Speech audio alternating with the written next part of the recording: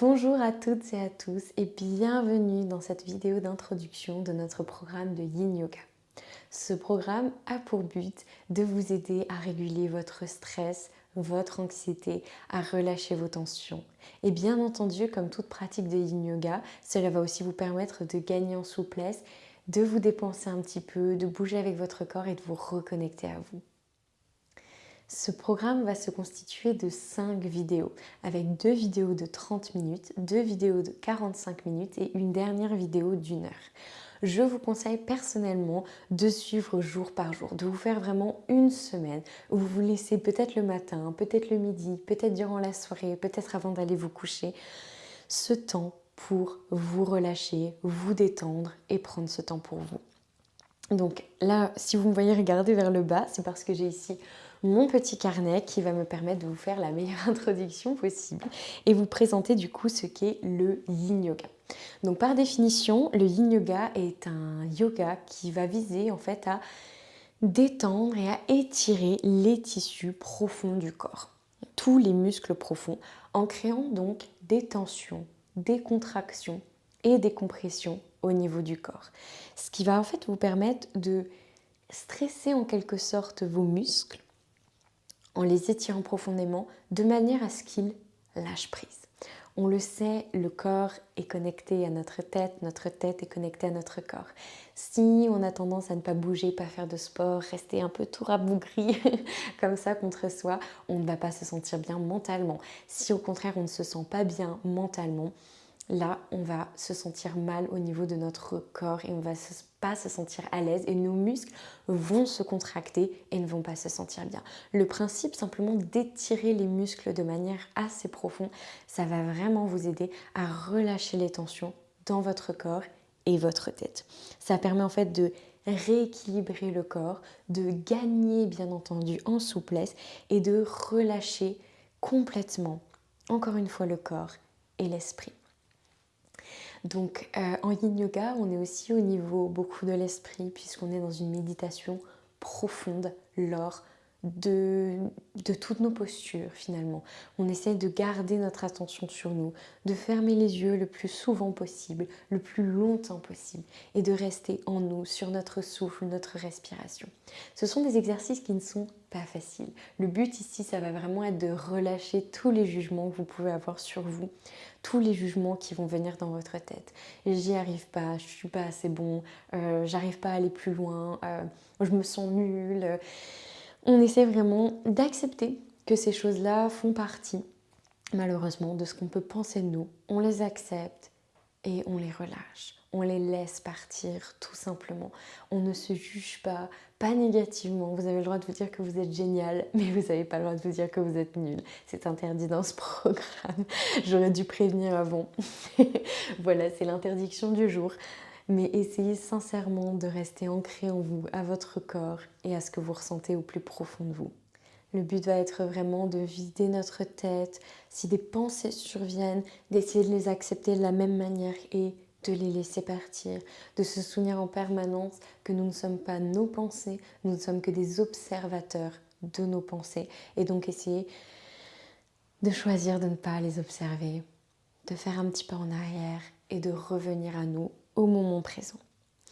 Pour ce qui est des postures en tant que telles, je vais vous conseiller donc des accessoires pour vous aider à être confortable. Tout d'abord, on va avoir une tenue qui est sans fermeture éclair, une tenue qui n'est pas trop serrée. On voit beaucoup les tenues de yoga avec des leggings très très serrés, des brassières extrêmement serrées, même des pulls très serrés.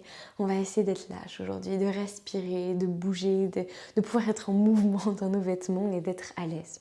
Je vous conseille aussi un bon tapis de yoga. On n'a pas tous envie de s'acheter un tapis de yoga à 200 €. On est bien d'accord, mais je vous conseille quand même d'avoir un tapis qui va être confortable pour vous. Il y en a chez Decathlon, n'essayez pas de prendre la gamme peut-être à 5 €. Essayez de mettre peut-être un petit peu plus chez Decathlon. Sinon, je vous conseille, comme d'habitude, les Yoga Matata ou les Ida Zen Yoga.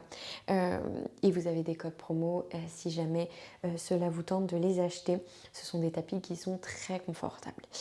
En tout cas, choisissez-vous un endroit confortable, un endroit calme, un endroit où vous n'allez pas être dérangé par des gens qui vont venir vous voir, qui vont venir vous parler. Voilà, essayez d'en parler à vos proches, si vous vivez avec des gens, dire ok, ça c'est mon moment pour moi, je vais avoir besoin de ce petit temps-là et essayez du coup de vous l'offrir. Si ce n'est pas possible, dans tous les cas, essayez de bien respirer et de rester connecté à vous malgré du coup les petits tracas du quotidien et les petites personnes qui peuvent venir vous voir et vous embêter. Donc un bon tapis confortable, une bonne tenue. Je vous conseille aussi de prendre 1 à 2 blocs, je dirais même minimum 2 blocs. Donc des blocs de yoga comme ceci, vous pouvez en trouver aussi pour 5 € je crois chez Decathlon. Je vous conseille ceux en liège. Moi ceux-ci viennent de chez Baya Yoga mais il y en a de toutes les marques. Et je vais aussi venir vous conseiller d'acheter un bolster, mais celui-là vient de chez Decathlon. Donc un bolster c'est un coussin comme ceci, en long et en cylindre, qui va vous permettre de faire beaucoup de postures. Si vous n'avez pas de bolster, celui-ci est facultatif. Vous aurez peut-être besoin de blocs et de coussins. Donc je vous conseille des coussins peut-être de yoga, de méditation, peut-être simplement des coussins que vous avez chez vous, des gros coussins.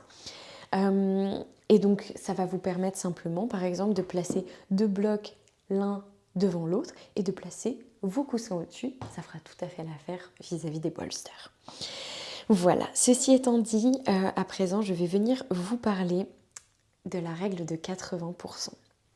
Qu'est-ce que la règle de 80%? C'est une règle qui est très importante dans le yoga, dans le yin yoga. La règle de 80% veut que vous alliez, durant les postures de yoga, à 80% de vos capacités. Pourquoi? Parce qu'on va tenir nos postures entre 3 et 5 minutes. Ce sont des postures, comme j'ai dit, qui vont être très fortes au niveau de l'étirement. Et là, il faut que vous vous écoutiez. Là, c'est le moment où vous allez devoir vous connecter à vous. Vous allez devoir être conscient de votre corps et de ce que vous ressentez pour rester dans cette zone à 80% de vos capacités. Si vous allez au-delà, c'est là où il y a le risque de blessure. Sachez qu'en yoga, en yin yoga, comme dans n'importe quel sport, comme peu importe ce que vous faites en fait dans votre vie de tous les jours, le risque zéro au niveau des blessures n'existe pas.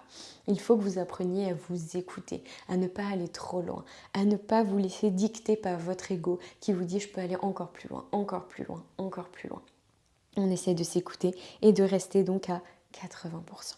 Et c'est là où on va avoir 3 types de zones et notre 80% se trouve dans notre zone orange. Donc la zone verte. La zone verte, c'est une zone de grand confort où vous n'allez pas ressentir d'étirement. Vous allez vous mettre dans une posture et dire ah super, celle-là elle est super confortable. C'est pas le but. Sauf pour notre Shavasana, relaxation finale, ça c'est possible. Mais le but ce n'est pas ça. Le but ce n'est pas de se retrouver dans des postures et se dire mon Dieu, qu'est-ce que je suis bien, qu'est-ce que je suis confortable. Non. Parce que là, vous n'allez pas étirer, vous n'allez pas vous pousser, vous n'allez pas stresser votre muscle, vous n'allez pas entraîner de compression, de contraction et de tension. Ça ne va pas vous faire gagner en souplesse, ça ne va pas détendre votre corps profondément. Donc on évite la zone verte. Ça peut être très confortable, mais entre guillemets, ça ne va servir à rien. Ensuite, on va avoir notre zone orange. Notre zone orange, c'est trouver du confort dans l'inconfort. Vous allez être inconfortable dans vos postures et vous allez essayer de respirer, essayer d'accepter ce qui se passe. Accepter les tensions, accepter des fourmillements peut-être, accepter que l'étirement soit assez profond. On essaie vraiment de respirer dans notre étirement. Et notre zone rouge, c'est quand on est entre 80 du coup et 100%. Et là, on a une grosse risque de blessure. Là, la posture est très inconfortable. Je ne peux pas rester dedans. Tout ce que vous souhaitez, c'est compter chaque seconde qui va vous faire sortir de votre posture. Vous n'en pouvez plus, vous tremblez. Là, vous risquez de sortir de la posture et de vous faire mal, ou même durant la posture, votre corps risque de lâcher et de vous faire mal. Donc on évite, on s'écoute au maximum. Sachez qu'il vaut mieux, quoi qu'il arrive, être entre notre zone verte et notre zone orange, à la limite dans notre zone orange, qu'être à la limite entre notre zone orange et notre zone rouge. On s'écoute, on y va petit à petit. Ce programme va être disponible normalement toute votre vie. Donc on n'hésite surtout pas à le faire, le refaire, le refaire. On ne se stresse pas. Si peut-être les 5 premiers jours que vous le faites, les 5 premières pratiques, vous allez rester dans votre zone verte, Ce n'est pas grave, ne vous blâmez pas pour ça. Il vaut mieux rester dans la zone verte que de se faire mal en zone rouge. Mais peut-être vous allez sortir peut-être de la deuxième pratique et vous dire ça me fait quand même pas grand-chose. Je vais peut-être, lors de la troisième pratique, essayer d'aller un petit peu plus loin. Et c'est comme ça en fait qu'on construit petit à petit ce qui va être intéressant pour nous au niveau du Yin Yoga et de notre corps et de notre tête. J'ai oublié de vous préciser aussi, pour les accessoires, je peux vous conseiller une petite couverture où vous savez des pads pour les genoux. Si jamais vous êtes sensible au niveau des genoux, ça peut être une bonne option. Donc prenez une petite couverture fine, un petit plaid, quelque chose comme ça près de vous et vous verrez dans certaines postures, peut-être que vous en aurez besoin et peut-être pas. Et oui, la dernière chose que je voulais vous dire, vous verrez souvent, très souvent, mon regard aller dans cette direction. Ici, je vais avoir tout ce qui est mon chronomètre. Donc c'est ici en fait que je vais regarder pour être sûr de ne pas vous faire tenir trop longtemps dans les postures, pour être sûr de vous faire tenir le bon temps et surtout quand on change de côté dans certaines postures, être sûr que je vous fasse le même temps des deux côtés. Donc être sûr de respecter notre créneau horaire, ce qui est important du coup en Yin Yoga. Donc vous me verrez sûrement regarder là-bas. D'autres choses à préciser. Faites ce que je dis, pas ce que je fais. C'est-à-dire que comme vous le voyez ici, j'ai un micro. Je regarde aussi le chronomètre de manière du coup à être la plus concentrée possible et à vous enseigner de la meilleure manière possible.